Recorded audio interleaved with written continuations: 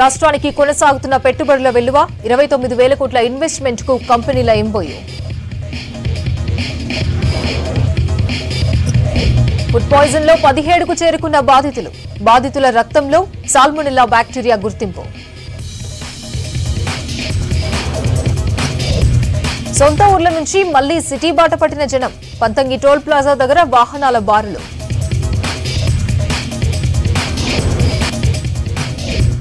రేపటి నుంచి Uppal test match టికెట్ల అమ్మకాలు.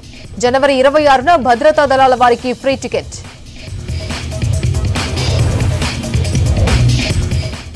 అర్జున అవార్డు అందుకున్న షూటర్ ఇషా సింగ్. ఒలింపిక్స్ లో మెడల్ తీసుకురావాలన్న కేంద్ర మంత్రి.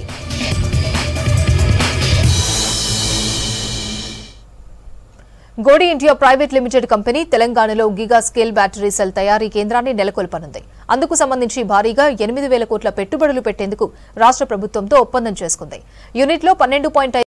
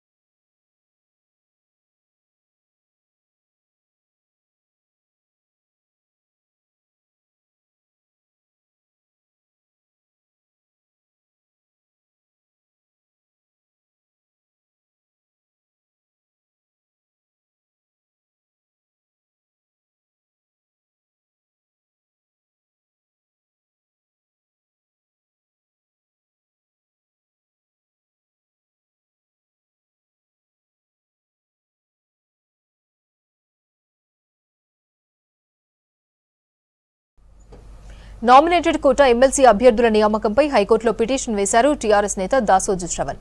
ఇది విచారణలో ఉంది. దీనిపై క్లారిటీ వచ్చే వరకు నామినేటెడ్ కోటా ఎమ్మెల్సీల భర్తీ కోసం రాష్ట్ర ప్రభుత్వం నుంచి కొత్తగా ప్రతిపాదనలు తీసుకోవద్దని గవర్నర్ తమిళిసై నిర్ణయం తీసుకున్నట్లు తెలుస్తోంది.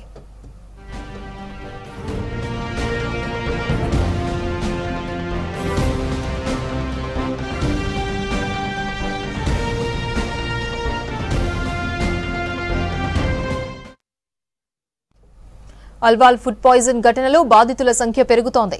17 మంది బాధితులు ఆసుపత్రిలో ట్రీట్మెంట్ తీసుకుంటున్నారు.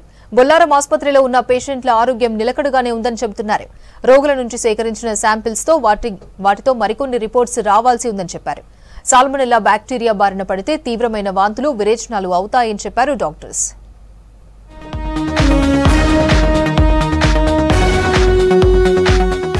అల్వాల్ పిఎస్ లిమిట్స్ లోని లోతుకుంట గ్రిల్ హౌస్ హోటల్లో షవర్మా, మైనోస్ తిన్నవారు అస్వస్థతకు గురయ్యారు. మొదటగా 4 మాత్రమే వాంతులు, విరేచనాలకు గురవగా ప్రస్తుతం ఆ బాధితుల సంఖ్య 17కు చేరింది. గ్రిల్ హౌస్ లో ఈ నెల 13న 17 మంది వ్యక్తులు మయోనైజ్ తో పాటు షవర్మా తిన్నారు. తిన్న కాసేపటికి అందులో 4 వాంతులు చేసుకోగా వారిని సుచిత్రలోని ఓ ప్రైవేట్ హాస్పిటల్లో జాయిన్ చేశారు. ఇక మరో 13 మంది కూడా వాంతులు, విరేచనాలు కావడంతో వారిని బొల్లారంలోని ఓ ప్రైవేట్ హాస్పిటల్లో చేరి చికిత్స తీసుకుంటున్నారు. షవర్మా తిని ఫుడ్ పాయిజన్ తెచ్చు. నేను, మా అక్క, మా అమ్మ 1 తిన్నది, నేను హాఫ్ తిన్నా, ఆయన 1.5 తిన్నాడు. కానీ చాలా నరకం అనుభవించినాం. మళ్ళీ జన్మ ఎత్తినాం మేము. అంత నరకం అనుభవించినాం. బ్రతుకుతాం అనుకోలే అసలు. అంత ఘోరంగా పరిస్థితులు, వామిటింగ్స్, మోషన్స్ చాలా ఘోరంగా. బాధితుల ఫిర్యాదు మేరకు జీహెచ్ఎంసీ అధికారులు దర్యాప్తు చేపట్టారు. వైద్య నివేదిక ఆధారంగా బాధితులు కలుషిత ఆహారంతోనే అస్వస్థతకు గురైనట్లు అధికారులు గుర్తించారు. పోలీసులు గ్రిల్ హౌస్ హోటల్ నిర్వాహకుడిని అరెస్టు చేశారు. హోటల్ నిర్వాహకులు శుభ్రత పాటించకపోవడంతో బాధితులు అస్వస్థతకు గురయ్యారన్నారు జీహెచ్ఎంసీ అధికారులు. మయోనైజ్ తయారు చేసిన 4 గంటల్లోనే తినాలని, లేకపోతే విషంగా మారే అవకాశం ఉందన్నారు.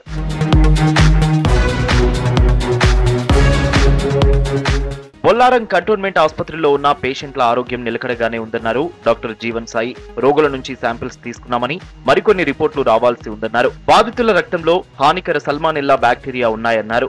సాల్మోనెల్లా బ్యాక్టీరియా బారిన పడితే తీవ్రమైన వాంతులు, విరేచనాలవుతాయని చెప్పారు. 11 మెంబర్స్ దాదాపుగా అడ్మిట్ అయ్యారండి మా దగ్గర. ఈరోజు మార్నింగ్ కూడా ఒక కేసు వచ్చింది, 12th మెంబర్. తను నాట్ విల్లింగ్ ఫర్ అడ్మిషన్, మళ్ళీ ఇంట్లో మాట్లాడి దాన్ని బట్టి చూస్తామన్నారు. ఈ 11 మెంబర్స్లో కూడా ఎవరికి సివియారిటీ అంతేం లేదు. కొంచెం సపరేట్గా పెడదామని చెప్పి మా ఐసీయూ సపరేట్గా వాళ్ళకి వార్డులో మొత్తం, ఈవెన్ దో సివియారిటీ అంత లేకపోయినా కూడా మేము సపరేట్ వార్డులో పెట్టడం జరిగింది. ఒక ఇద్దరు మాత్రం క్యూబికల్లో, వాళ్ళు మేము ఐసీయూలో ఉండము, క్యూబికల్లో ఉంటామంటే అక్కడ అరేంజ్ చేస్తాం వాళ్ళకి. ఇలాంటి ఘటనలు పునరావృతం కాకుండా చర్యలు తీసుకోవాలని కోరుతున్నారు పబ్లిక్. సిటీలోని హోటళ్లపై ఆకస్మిక తనిఖీలు చేయాలని కోరుతున్నారు.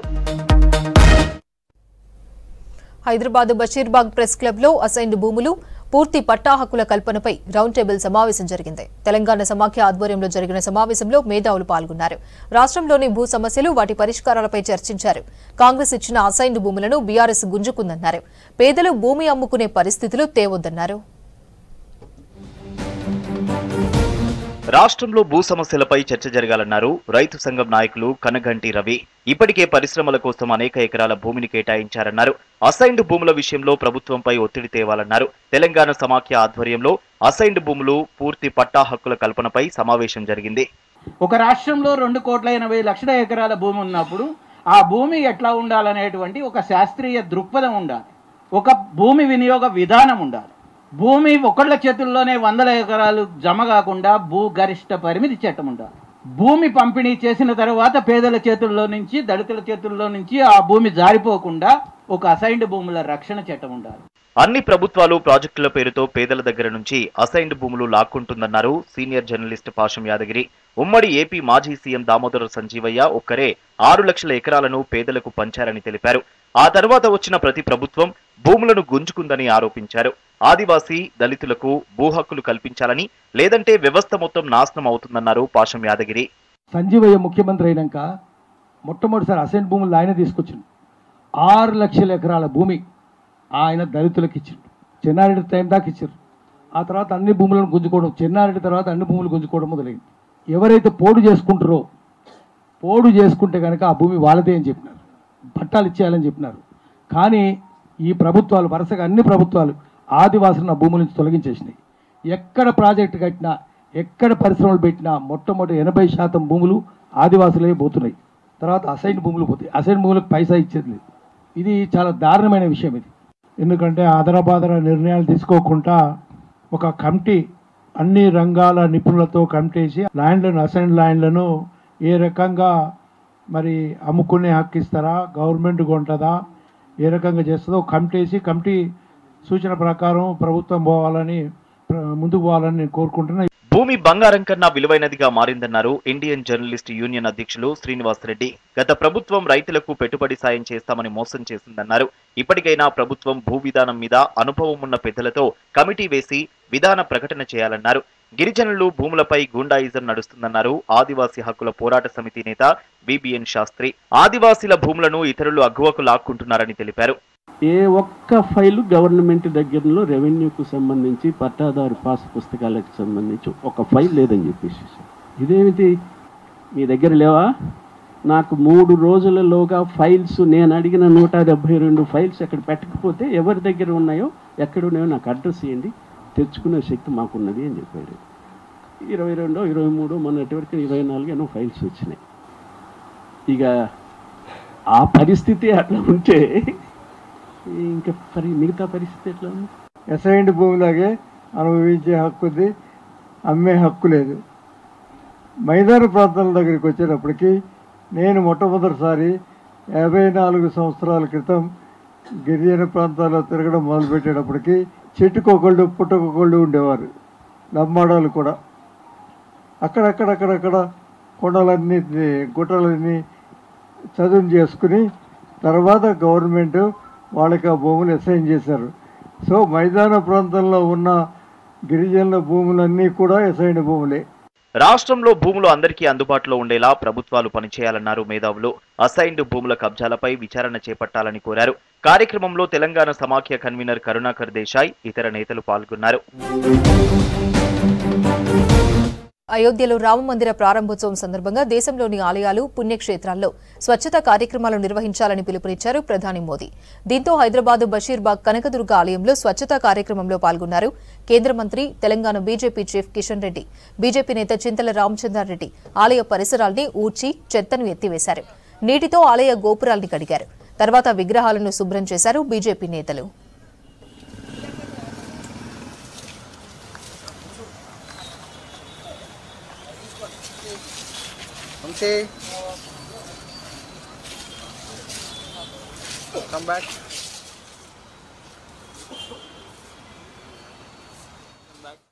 సంవత్సరాల నుంచి కూడా ప్రపంచంలో ఉన్నటువంటి హిందువుల యొక్క ఆకాంక్ష నెరవేరేటువంటి సమయం ఆసన్నమైనది. కోట్లాది మంది ప్రజలు 22వ తేదీ కోసం ఎదురు చూస్తున్నారు. దేశంలో ఉన్నటువంటి అన్ని దేవాలయాలలో కూడా స్వచ్ఛ అభియాన్ కార్యక్రమం చేయాలని, దేవాలయ పరిసర ప్రాంతాలు పరిశుభ్రం చేయాలని ప్రియతమ ప్రధానమంత్రి శ్రీ నరేంద్ర మోడీ గారు పిలుపునిచ్చారు.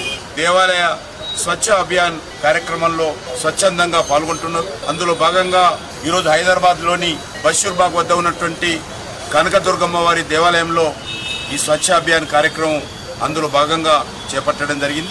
అన్ని వర్గాల ప్రజలను కూడా కోరుతా ఉన్నాను, మీ ప్రాంతాలలో ఉన్నటువంటి అన్ని దేవాలయాల్లో కూడా ఈ స్వచ్ఛ అభియాన్ కార్యక్రమంలో పాల్గొనండి. ఈ యొక్క దేవాలయాలు పరిసర ప్రాంతాలు పరిశుభ్రం చేయండి. మనం అందరం కూడా ఏదైతే ఒక ఆధ్యాత్మికమైనటువంటి భావనతో నరేంద్ర మోడీ గారు 12 రోజుల పాటు అనుష్ఠానం ఏదైతే చేపట్టడం జరిగిందో, కఠోరమైనటువంటి దీక్ష చేపట్టడం జరిగిందో, వారికి కూడా మద్దతుగా మనం అందరం కూడా అనేక కార్యక్రమాలు తీసుకోవాల్సినటువంటి అవసరం ఉంది. 25,000 ఉపాధ్యాయ పోస్టులను భర్తీ చేయాలన్నారు బీసీ సంక్షేమ సంఘం జాతీయ అధ్యక్షులు ఆర్ కృష్ణయ్య. పోస్టుల భర్తీకి ముందు సంఘాలతో సీఎం భేటీ కావాలన్నారు.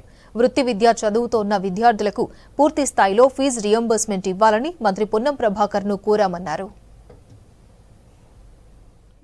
మెడిసిన్, ఎంబీఏ, ఎంసీఏ, అదేవిధంగా ఇతర వృత్తి విద్యా కోర్సులు చదివే బీసీ కాలేజ్ కోర్సులు చదివే బీసీ విద్యార్థులకు పూర్తి ఫీజుల రియంబర్స్మెంట్ ఇవ్వాలని బీసీ సంక్షేమ శాఖ మంత్రికి విజ్ఞప్తి చేయడం జరిగింది. గతం లోపల వైఎస్ రాజశేఖర రెడ్డి గారు ఉన్నప్పుడు ఈ స్కీమ్ పెట్టాలని చెప్పి మేము అనేక పోరాటాలు చేశాం. 5 రోజులు అమర నిరాహారదీక్ష చేసినాక అప్పటి ముఖ్యమంత్రి రాజశేఖర రెడ్డి గారు పూర్తి ఫీజుల రియంబర్స్మెంట్ ఇవ్వడానికి ఒప్పుకున్నాడు. ఆ తర్వాత టీఆర్ఎస్ ప్రభుత్వం పూర్తి ఫీజుల రియంబర్స్మెంట్ ఫీజు స్కీమ్ ఎత్తేసి 30,000కు 35,000కే పరిమితం చేస్తూ స్కీమ్ను నీరుగార్చారు. ఇప్పుడు రేవంత్ రెడ్డి గారు ముఖ్యమంత్రి అయ్యారు. బీసీలు ఎన్నో ఆశలు పెట్టుకున్నారు. కాబట్టి పూర్తి ఫీజుల స్కీమ్ను పునరుద్ధరించాలని చెప్పి రేవంత్ రెడ్డి ముఖ్యమంత్రి గారి ప్రభుత్వానికి విజ్ఞప్తి చేస్తున్నాం. అదేవిధంగా టీచర్ల రాను విషయం లోపల కూడా ముఖ్యమంత్రి గారు మెగా డిఎస్ చేస్తానని ప్రకటిస్తున్నారు.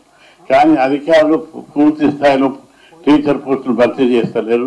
దాదాపు 25,000 టీచర్ పోస్టులు ఖాళీ ఉన్నాయని పిఆర్సీ రిపోర్ట్ ఇచ్చింది.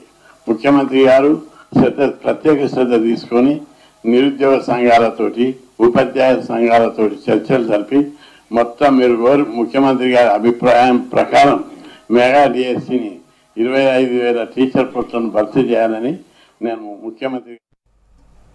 అల్విన్ కాలనీలో ప్రొఫెసర్ జయశంకర్ సార్ విగ్రహాన్ని ధ్వంసం చేసిన ప్రాంతాన్ని సందర్శించారు ఓయూజేఏసీ నాయకులు దరువు అంజన్న. స్థానిక బీఆర్ఎస్ ఎమ్మెల్యే అనుచరుడే దారుణానికి పాల్పడ్డారన్నారు.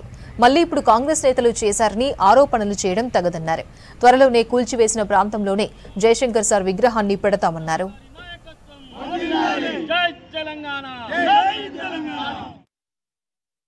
షేర్లింగంపల్లి నియోజకవర్గం ఎల్లమ్మ బండలో మన జయశంకర్ సార్ గారికి విగ్రహాన్ని ధ్వంసం చేయడం అనేది యావత్ తెలంగాణ తలదించుకోవాల్సినటువంటి విషయం. సిద్ధాంతకర్త అయినటువంటి జయశంకర్ సార్ విగ్రహాన్ని బీఆర్ఎస్ నాయకుడిగా చెప్పబడుతున్నటువంటి గోవింద్ కన్నంరెడ్డి ఇక్కడ మీకు కనిపిస్తుంది. ఇక్కడ అరకపూడి గాంధీ గారు, ఇక్కడ దొడ్ల వెంకటేష్ గౌడ్ గారు స్థానిక కార్పొరేటర్ మధ్యలో ఉన్నటువంటి ఆయన నిన్న ఈ యొక్క విగ్రహాన్ని ధ్వంసం చేయడం జరిగింది. కానీ ఈ బీఆర్ఎస్ నాయకులు కాంగ్రెస్ పార్టీ కార్యకర్తలు చేసినట్టుగా బదనాం చేసే ప్రయత్నం చేస్తా ఉన్నారు.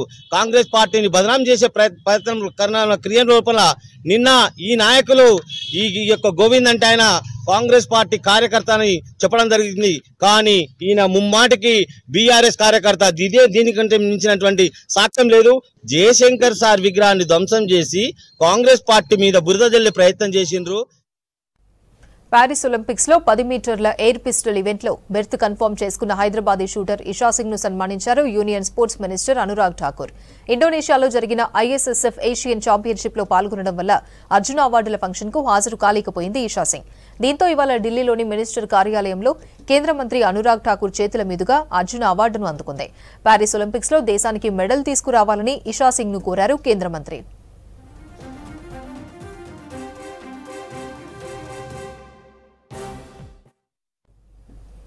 హైదరాబాద్ మరో ఇంటర్నేషనల్ ఈవెంట్ కు వేదికైంది. బేగంపేట ఎయిర్పోర్ట్ లో 4 రోజుల పాటు వింగ్స్ ఇండియా పేరుతో ప్రదర్శన జరగనుంది. కేంద్ర పౌర విమానయాన శాఖ సహకారంతో ఫిక్కీ ఆధ్వర్యంలో వింగ్స్ ఇండియా ప్రదర్శన చేపట్టబోతున్నారు. దేశ విదేశాలకు చెందిన ప్రతినిధులు ఈ కార్యక్రమానికి హాజరు కానున్నారు. ప్రపంచంలోనే అతిపెద్ద విమానమైన బోయింగ్ తో పాటు పలు రకాల విమానాలను ఈ షోలో ప్రదర్శించనున్నారు.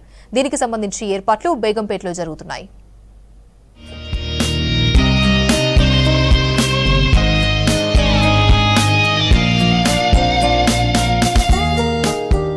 భాగ్యనగరం మరో అంతర్జాతీయ ఈవెంట్ కు వేదికైంది. ఏవియేషన్ రంగానికి మరింత చేయూతనిచ్చే ఉద్దేశంలో భాగంగా నిర్వహిస్తున్న వింగ్స్ ఇండియా ప్రదర్శన బేగంపేట్ విమానాశ్రయంలో జరగనుంది. రేపటి నుంచి 21వ తేదీ వరకు ఈవెంట్ కొనసాగనుంది. 4 రోజుల పాటు నిర్వహించే ప్రదర్శనలో దేశ విదేశాలకు చెందిన అడ్వాన్స్ ఏరోప్లేన్స్ కనువిందు చేయనున్నాయి.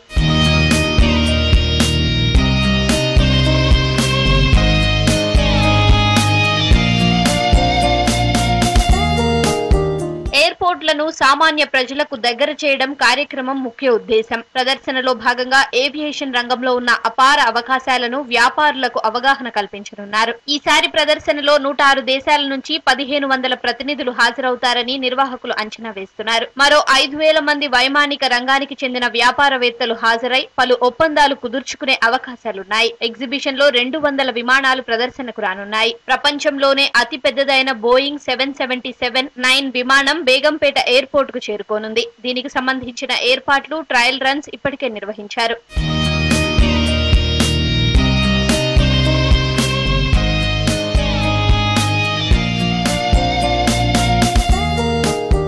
ప్రపంచ విమాన రంగంలో భారత్ 3వ అతిపెద్ద దేశంగా ఎదుగుతోంది. ఇప్పటికే 1748 విదేశీ విమానాలతో పాటు 1440 దేశీయ విమానాలు రాకపోకలు సాగిస్తున్నాయి. మరో 1000 విమానాలు భారత్ సివిల్ ఏవియేషన్ రంగంలోకి చేరుతాయనేది అంచనా. ప్రస్తుతం దేశంలో 184 జాతీయ, అంతర్జాతీయ విమానాశ్రయాలున్నాయి. మరో ఏడాదిలో దాదాపు 40 విమానాశ్రయాలను కొత్తగా అందుబాటులోకి తీసుకురావాలని కేంద్రం భావిస్తోంది.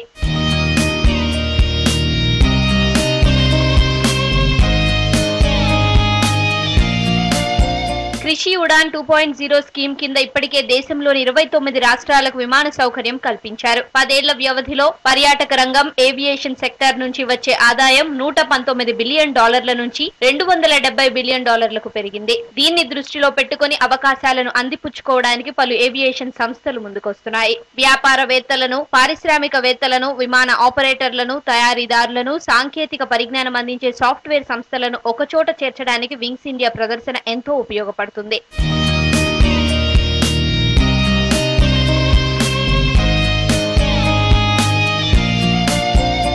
ప్రతిష్టాత్మకంగా నిర్వహిస్తున్న వింగ్స్ ఇండియా కార్యక్రమానికి రాష్ట్ర ప్రభుత్వం కూడా ఏర్పాట్లు చేస్తోంది. ట్రాఫిక్ సమస్యలు తలెత్తకుండా పోలీసులు వాహనాలను మళ్లించనున్నారు. శానిటేషన్ సమస్యలు తలెత్తకుండా చూడాలని సీఎస్ శాంతికుమారి జీహెచ్ఎంసీ అధికారులను ఆదేశించింది.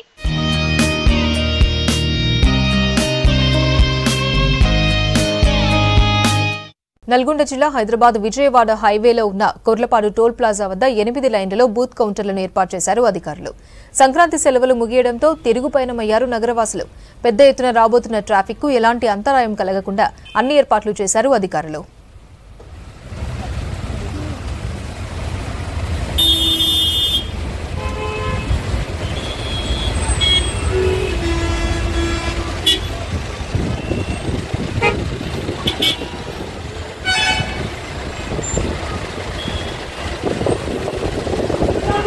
శుభాకాంక్షలు తెలియజేస్తున్నాము.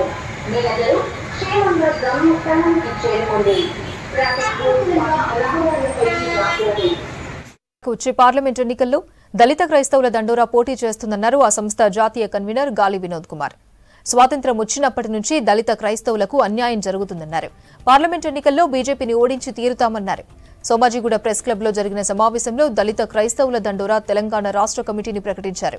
త్వరలోనే రాష్ట్రంలోని దళిత క్రైస్తవుల్లో చైతన్యం తీసుకొచ్చేందుకు కార్యాచరణ చేపడతామన్నారు. గత 10 ఏళ్లుగా వర్గీకరణ చేస్తానని మోసం చేసిన బీజేపీ పార్టీ ఇవాళ దళితులను మోసం చేయడమే కాకుండా సుప్రీంకోర్టులో దళిత క్రైస్తవులకు రిజర్వేషన్లు ఇవ్వము అని చెప్పేసి స్పష్టంగా లిఖితపూర్వకంగా రాసిచ్చిన బీజేపీ పార్టీ 15 పార్లమెంట్లో తెలంగాణలో పోటీ చేయబోతుంది. 15 పార్లమెంట్లో బీజేపీని ఓడించడమే లక్ష్యంగా పనిచేస్తాం.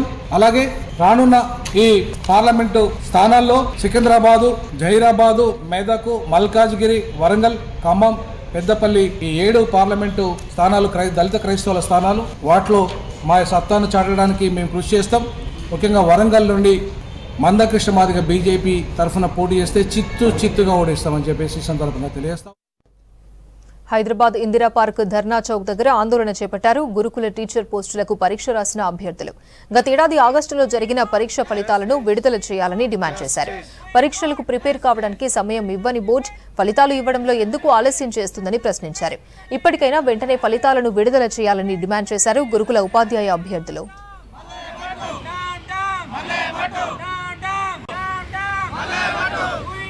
సెక్రటరీ పోతే గురుకుల బోర్డు పంపించినామన్నారు. గురుకుల బోర్డు నుంచి సెక్రటరీకి సో వీళ్ళు ఏంటంటే మెయిన్గా చూపిస్తున్న హార్జాంటల్ వర్టికల్ కేసు అని చూపిస్తున్నారు.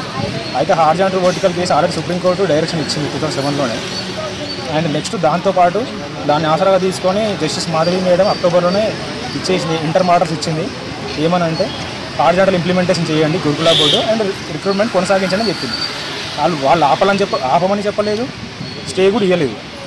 మరి అటువంటిప్పుడు వీళ్ళు ముందుకు పోవట్లేదు. వీళ్ళు ఇంకా మొండిగా వర్టికలే అప్లై చేయాలని వాదిస్తున్నారు ఈ గవర్నమెంట్ వాళ్ళు, ఈ ట్రైబ్ బోర్డు. సో అది మేము దాన్ని తొందరగా సాల్వ్ చేసి తొందరగా మాకు రిజల్ట్స్ చేయాలని కోరుతున్నాం. మా డిమాండ్స్ ఏంటంటే మెయిన్గా ఫస్ట్ థింగ్ ఏదైతే ఈ హారిజంటల్ ఇష్యూ నడుస్తుందో స్టేట్లో, అంటే ఏదైతే పుషప్ అభ్యర్థులకు తీవ్ర అన్యాయం జరుగుతుందో రిజర్వేషన్లో, సో హారిజంటల్కి సంబంధించి రకరకాల బోర్డ్స్ ఆల్రెడీ ఇప్పటికీ పోలీస్ రిక్రూట్మెంట్ బోర్డు కావచ్చు, జెన్కో బోర్డు కావచ్చు, ఆంధ్రప్రదేశ్లో కూడా ఇది హారిజంటల్ రిజర్వేషన్ అనేది ఇప్పటికి కూడా ఇంప్లిమెంట్లోనే ఉంది. సో దాన్ని బేస్ చేసుకొని హారిజంటల్ రిజర్వేషన్ ముందుకు తీసుకెళ్తూ దాన్ని ఓకే చేస్తూ మా యొక్క రిజల్ట్స్ని అతి తొందరలోనే అంటే బిఫోర్ 22nd ముందే జనరల్ మెరిట్ లిస్ట్, దానికంటే ముందు ప్రతి పర్సన్ యొక్క అంటే ఎగ్జామ్ రాసిన ప్రతి అభ్యర్థి యొక్క ఇండివిజువల్ స్కోర్స్ని రిలీజ్ చేయాలి గురుకులం బోర్డు. దాంతోపాటు జనరల్ మెరిట్ లిస్ట్ని రిలీజ్ చేయాలి.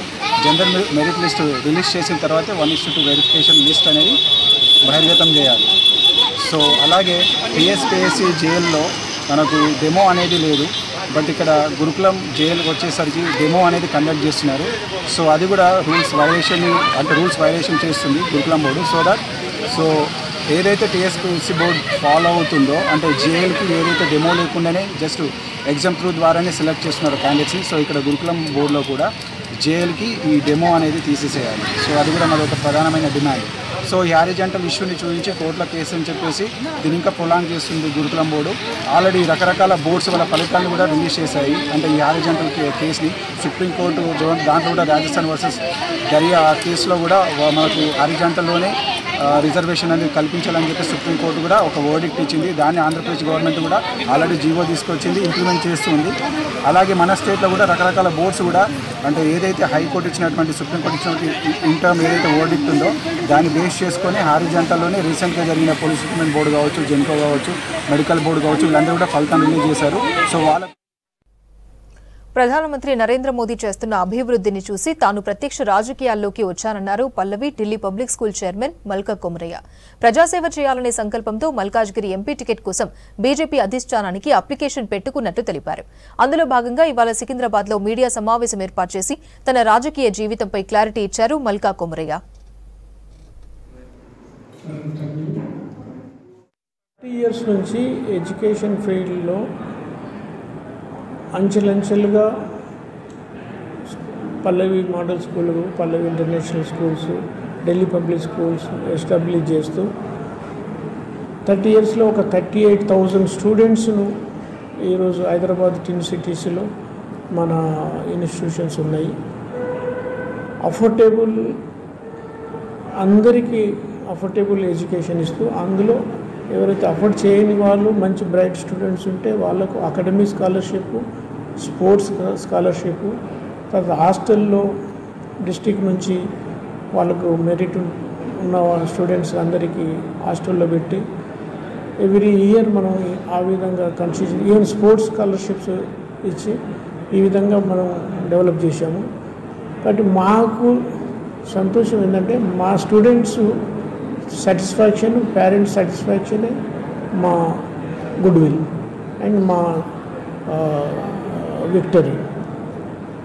అందులో భాగంగానే ఒకసారి ఇప్పుడు ఒక స్టేజ్కి వచ్చి ఒక లెవెల్కు మనము సొసైటీలో గుర్తింపు పొంది ఇంతవరకు ఎడ్యుకేషన్ ఇన్స్టిట్యూషన్ డెవలప్ చేసినాం. కాబట్టి లాస్ట్ 10 years నుంచి నేను ప్రైమ్ మినిస్టర్ గారిని, మోడీ గారిని, వారి పరిపాలన, వాళ్ళకి service, work, sincerity, hard work, focus on the subject to.